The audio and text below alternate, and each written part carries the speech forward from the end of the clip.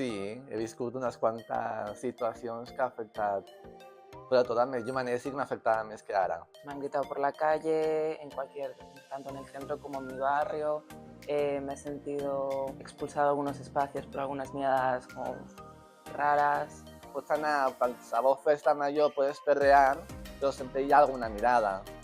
I això a vegades pues, molesta o al fa dir, potser no ballaré con mi pluma y faré pasitos de un lado a otro. Atacar directament a tota mena de possibilitat d'empoderament si no som capaços de vèncer totes aquestes violències, fent que no només no som capaços de viure lliurement, sí, i tal com som, sinó que serem incapaços d'empoderar-nos en l'àmbit sindical, en l'àmbit de lluita contra l'habitatge, és a dir, en qualsevol altre aspecte social. Com ho gestionava abans? Molt malament. No tenies recursos i tampoc hi havia com una xarxa propera para gestionar tota l'homofòbia que havia rebut. Pues he aprendido como a buscar mis espacios. No me muevo más o menos por mis sitios, con mi gente, pues está bien.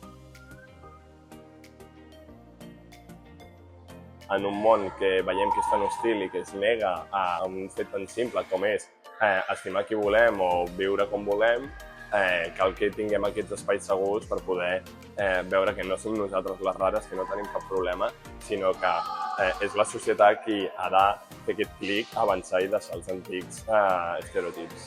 Crec que més que tenir una xarxa és tenir una xarxa d'amistat propera, perquè al fin i al cabo són les que te sostienen y et poden cuidar en algun moment donat.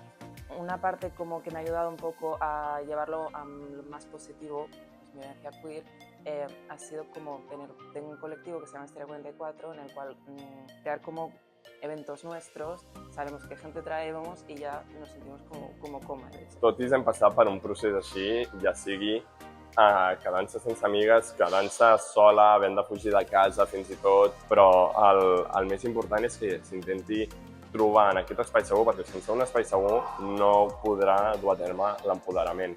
O sigui, el més important d'aquest espai, al final, és que et dona l'esperança d'un bon dia.